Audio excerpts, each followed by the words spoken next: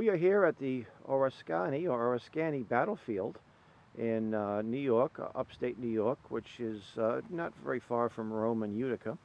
And here was one of the bloodiest, if not the bloodiest, battle of the War for Independence, and a very critical battle, because if it had not been for the success of this battle, it is very unlikely that the Americans would have been successful at the Battle of Saratoga.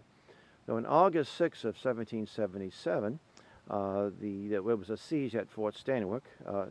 This Fort Stanwix was, Americans were colonialists, were in the fort, and British General Barry St. Ledger had led a siege of the fort, and the New York militia, led by General Nicholas Hermaker, had about 800 men, including some Oneida Indians, and they marched west. They were marching sort of from this direction, and the British general had 100 British regulars along with some Indians that sided with the British, and they ambushed them here.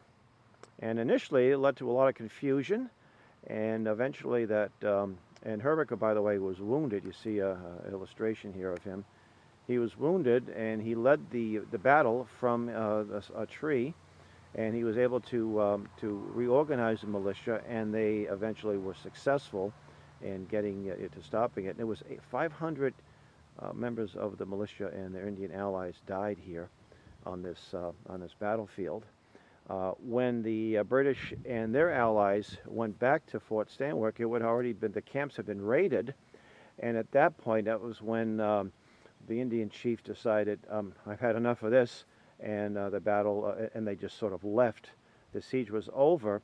Had it not been for this, again, as I mentioned earlier, that the outcome of Saratoga, as you see here on the map, how far Saratoga is, may not have been successful. And Saratoga was considered the turning point of the war. Had the British been successful in splitting the new country, they may have been very successful in winning the war. And you could get here right off of the Interstate 90, the New York Thruway, exit 32. There's a beautiful monument here. I think it was built in the 1880s. And it's open from dawn to dusk. So, and also you can visit Fort Stanwix, which is something we'll be doing very soon.